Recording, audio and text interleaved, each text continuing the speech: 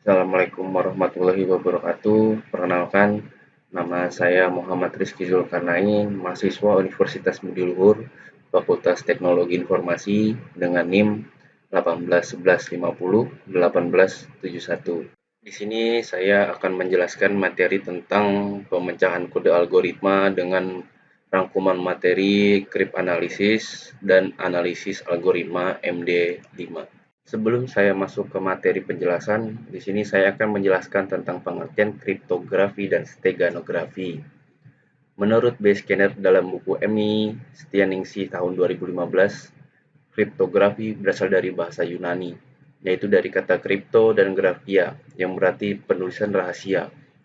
Kriptografi adalah ilmu ataupun seni yang mempelajari bagaimana membuat suatu pesan yang dikirimkan oleh pengirim dapat disampaikan kepada penerima dengan aman. Kriptografi merupakan bagian dari suatu cabang ilmu matematika yang disebut dengan kriptologi.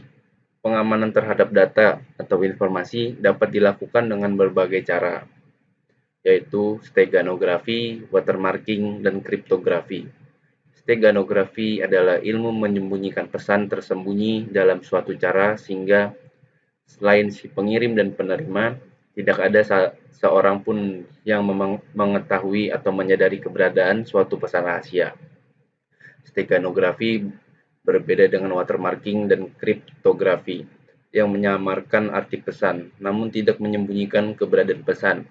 Steganografi dan kriptografi seringkali digunakan secara bersamaan untuk menjamin keamanan pesan rahasia. Mekanisme kriptografi.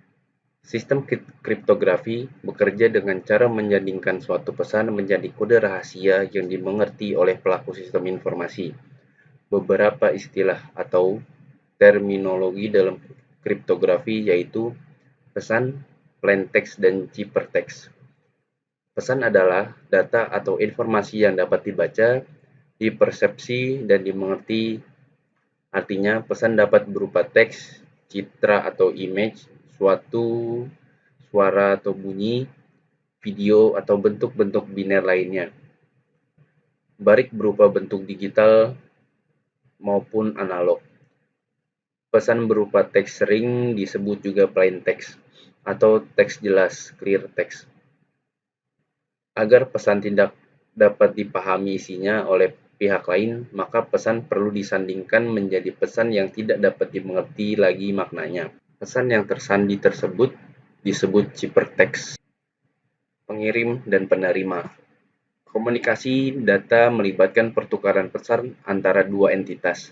Pengirim atau sender adalah entitas yang mengirim pesan kepada entitas lainnya.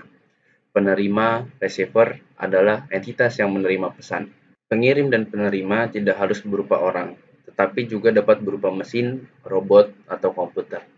Jadi, orang bisa berkomunikasi dengan orang lainnya. Untuk pesan yang disimpan di dalam memori, istilah pengirim dan penerima sudah tidak relevan lagi. Dengan kata lain, untuk pesan yang tersimpan, pengirim dan penerima adalah pemilik pesan itu sendiri. Enkripsi dan dekripsi. Proses penyandian plain text menjadi ciphertext disebut enkripsi. Sedangkan proses pengembalian ciphertext menjadi plain text semula dinamakan dekripsi. Cipher, kode, dan kunci. Algoritma kriptografi untuk enkripsi dan dekripsi disebut juga cipher. Cipher dapat diartikan sebagai aturan untuk encipering atau fungsi matematika yang digunakan untuk enkripsi dan dekripsi. Beberapa cipher memerlukan algoritma yang berbeda untuk encipering dan decipering. Cipher seharusnya tidak perlu rahasia, namun pada zaman dulu dan mungkin saja masih ada pada zaman sekarang, cipher dirahasiakan oleh pembuatnya. Tujuan kriptografi. Yang pertama, kerahasiaan. Kerahasiaan adalah layanan yang ditunjukkan untuk menjaga agar pesan tidak dapat dibaca oleh pihak-pihak yang tidak berhak. Di dalam kriptografi, layanan ini direlasikan dengan menyandingkan pesan menjadi ciphertext. Istilah lain yang senada dengan confidential adalah sekresi dan privasi. Integritas data adalah layanan yang menjamin bahwa pesan masih asli atau utuh atau belum pernah dimanipulasi selama pengiriman. Dengan kata lain, aspek keamanan ini dapat diungkapkan sebagai pertanyaan. Apakah pesan yang diterima masih asli atau tidak, mengalami perubahan atau modifikasi? Untuk menjaga integritas data, sistem harus memiliki kemampuan untuk mendeteksi manipulasi pesan oleh pihak-pihak yang tidak berhak, antara lain ke dalam pesan yang sebenarnya. Dalam kriptografi, layanan ini direlasikan dengan menggunakan tanda-tanda digital atau digital signature. Pesan yang telah ditandatangani menyiratkan bahwa pesan yang dikirim adalah asli. Tujuan kriptografi lanjutan. Otentikasi adalah layanan yang berhubungan dengan identifikasi, baik mengidentifikasi kebenaran pihak-pihak yang berkomunikasi maupun mengidentifikasi kebenaran sumber pesan. Dua pihak saling berkomunikasi harus dapat mengotentikasi satu sama lain sehingga ia dapat memastikan sumber pesan. Pesan yang dikirim melalui saluran komunikasi juga harus diotentikasi aslinya. Dengan kata lain, aspek keamanan ini dapat diungkapkan sebagai pertanyaan. Apakah pesan yang diterima benar-benar berasal dari pengirim yang benar?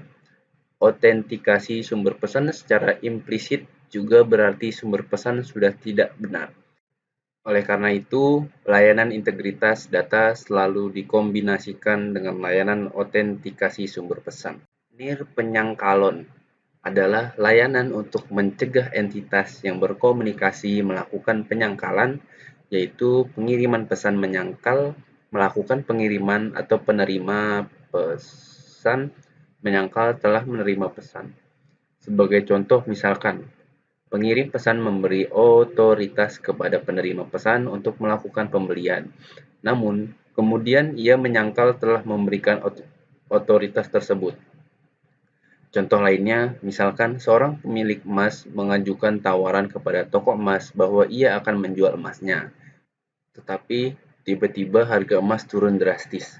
Lalu ia membantah telah mengajukan tawaran menjual emas. Dalam hal ini, pihak toko emas perlu prosedur nirpenyangkalan untuk membuktikan bahwa pemilik emas telah melakukan pembohongan. Munir R. tahun 2006.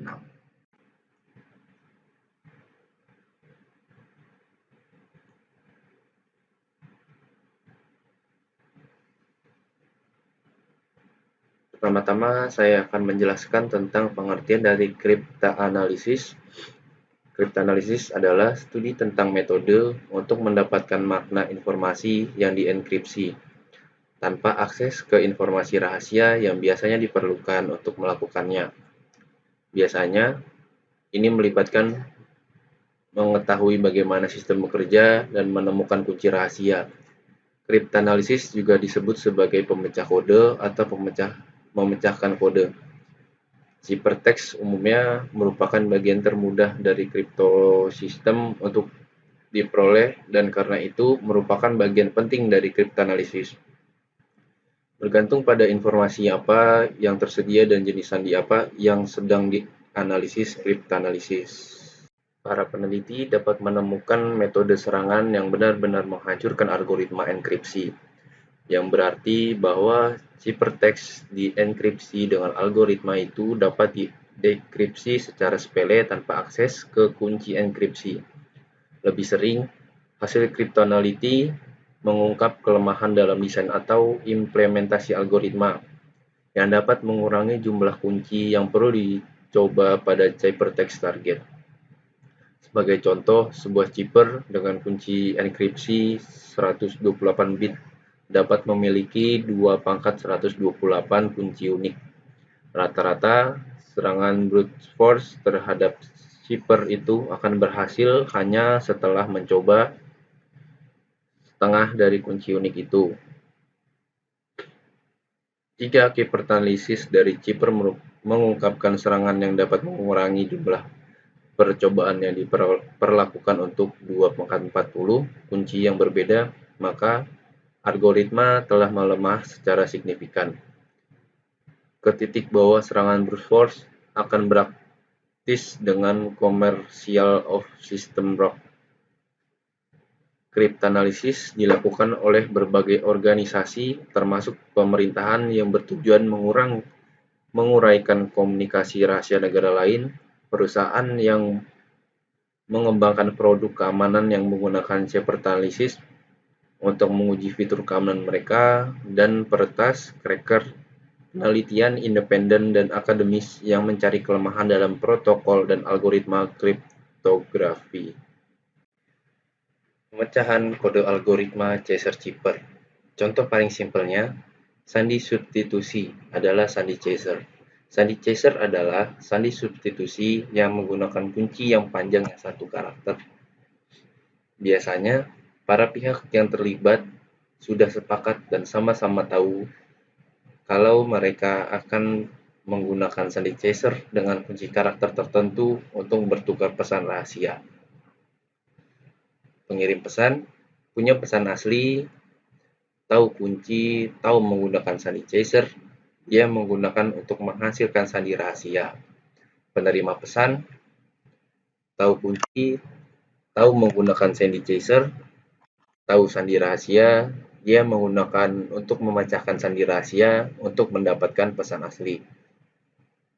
Alfabet yang digunakan untuk merangkai pesan plaintext diberi indeks nomor seperti gambar di atas.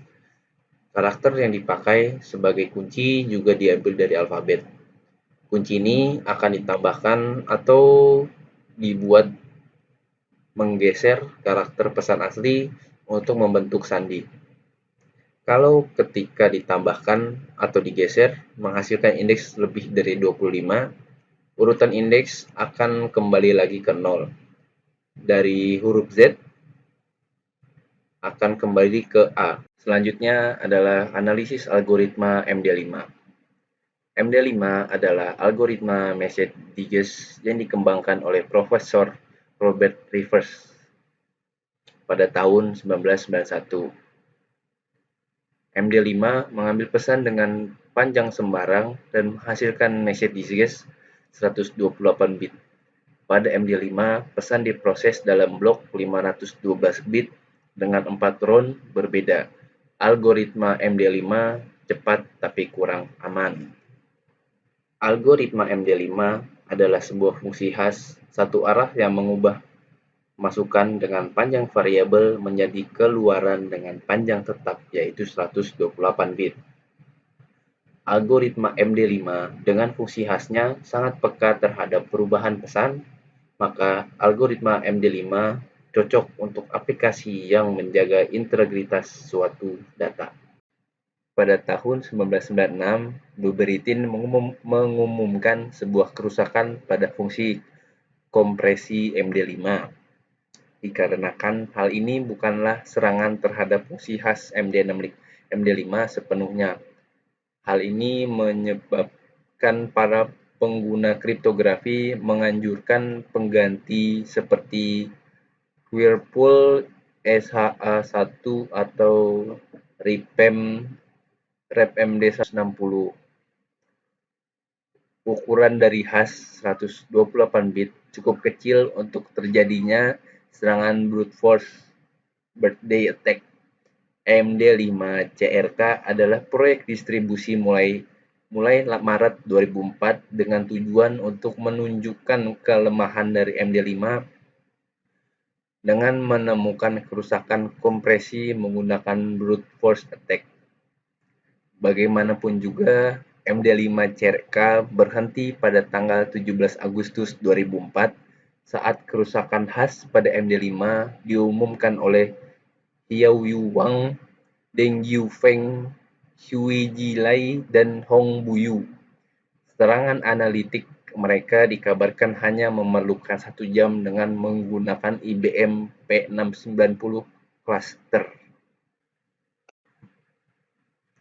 Dikarenakan MD5 hanya menggunakan satu langkah pada data, jika dua buah awalan dengan hash yang sama dapat dibangun, sebuah akhiran yang umum dapat ditambahkan pada keduanya untuk membuat kerusakan lebih masuk akal, dan dikarenakan teknik penemuan kerusakan mengizinkan pendahuluan kondisi hash menjadi atribut tertentu, Sebuah kerusakan dapat ditemukan dengan awalan apapun.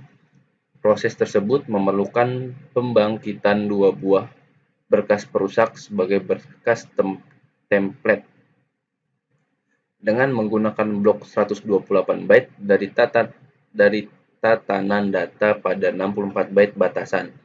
Berkas-berkas tersebut dapat mengubah dengan bebas dengan menggunakan algoritma penemuan kerusakan.